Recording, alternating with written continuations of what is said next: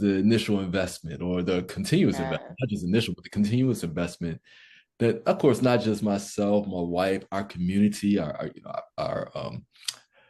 know, our village has had on them, that they have been able to take their education to a level where in some ways they're outshining me when it comes to facts and different things and trivia, and they like to mess with me afterwards, but that's just a beautiful thing to have that type of interaction and relationship.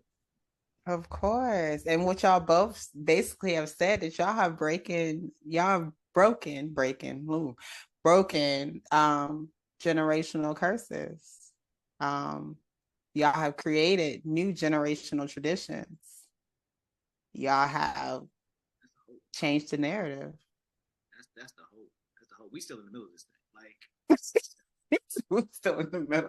It's we still early. It's still early. No, but this is a conversation like I hey, we speak of things as if they are, but the struggle is real over here. I ain't finna sugarcoat nothing. Like, well, you raise a teenagers, you Amen. raise kids, trying to, we're doing it in a different way, so we're not always getting the support, and hats off to all the sisters out here that's out here homeschooling because Yes.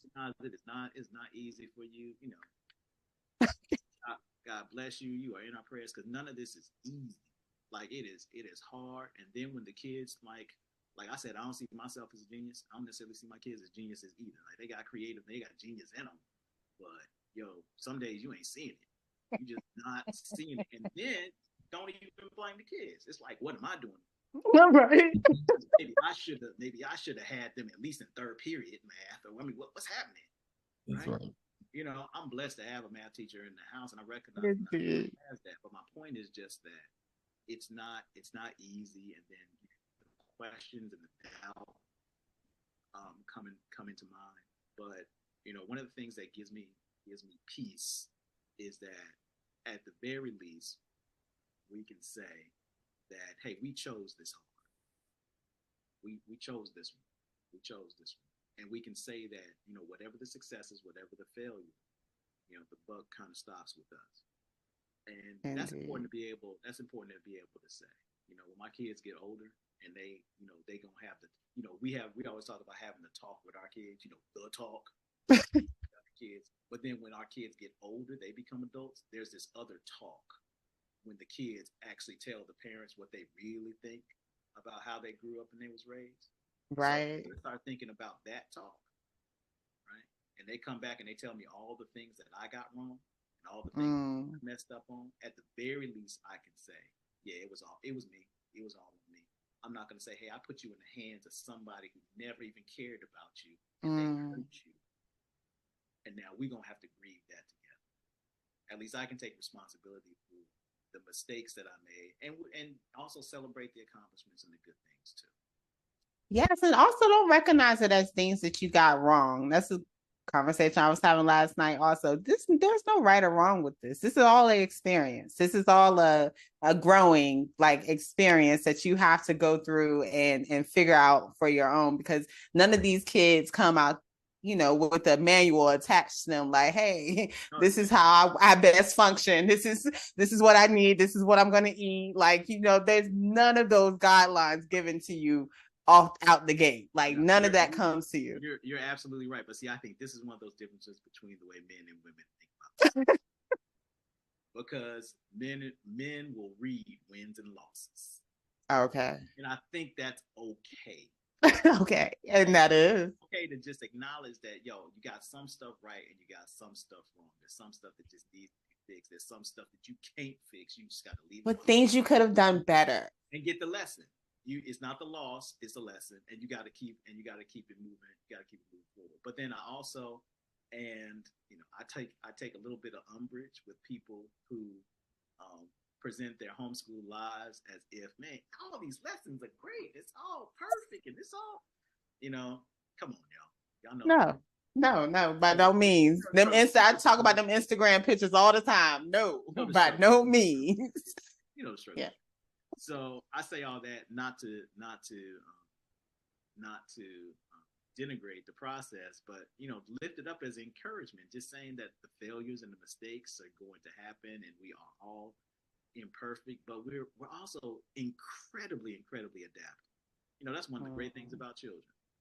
They are adaptive, and they can roll with all kinds of stuff, especially if they're being loved through the process. Indeed. You know, children. You know, something about the forgiveness of children. Even if we're messing, if we're loving them through the process, it's going to be okay, and we'll learn together. We'll learn together. You know, Indeed. one of the biggest tricks of the devil, and one of the biggest tricks of white supremacy is the idea that we're supposed to be doing it all, that we're supposed to do it all. And the reality is that we're not. We're not. Not at all. We're not supposed to be doing it. We're not going to educate our children and get them to a better place mentally, physically, emotionally, spiritually, if we take on the attitude that we're supposed to do it all, do it by ourselves. That just simply cannot be the truth, right? We're supposed to build community. We're not supposed to be buying into some system of American rugged individuality and exceptionalism that says that I'm the only one that can make this household work. No, that's why we need one another, men and women. That's why we need community, the gathering of the village. Yes, sir. You better say it again for the people in the background. For the people in the back. Say it again. Oh, community is needed. Support is needed. This is not a journey to do alone at all. None of it. Life in general, not just homeschooling, but life in general was not meant to be done alone. So reach out. Please reach out. Gentlemen, I don't want to hold y'all too far into this afternoon, even though I still have more questions, but I'm going to go ahead and ask, how can we find Black Men Homeschool? You go ahead and tell them, Jason. So you can find us at our podcast, Black Men Homeschool. We're on all the podcast platforms, on Spotify, on Apple Podcasts, on Google Podcasts, so you can find us there. You can also find us on Instagram. You can find us on our Facebook page, Black Men Homeschool. For both of those, you can find us at Twitter, Be More Homeschool. So you can find us, or Be Men Homeschool. Sorry about that. Nice. Okay, and before I let y'all go, from each one of you, I would like to, it's not often that I get to talk to the Black dads or just dads in general. I won't even say just Black dads, but dads in general, about their journey in homeschooling. 3 things that you would like to tell them that, will make this a little more gentle for them. I ain't gonna necessarily say it'll make it easier, but just a little, maybe soften some of them blows that Jason is adamant about making sure we recognize that they can come along with this process. Ain't no blows whatsoever, bro. You out there and you love your kids. You already in your mind, because you are a sufficient Black man out there. You already know in your head what you want your kids to do. All I would say is just write those things down and decide when you're going to teach it to them. That's it. That's it. It doesn't have to be you got to quit your job, find something else to do. Maybe it's every third Tuesday. Maybe it's on the weekends. But just be consistent. Decide what those one or two things are, and just have a plan that you can consistently follow through with. It could be maybe an hour out of the week, maybe 2, maybe it's a couple of hours out of the month. But if you're consistent, it is going to take root and take hold, and your child will always live by the lessons that you teach. Just be consistent. So you only giving them one, Jason? Is that what you're saying? I thought that was like a no, you need 2 more. I heard be consistent. It was good, Richard, but it wasn't. Choose something to teach them.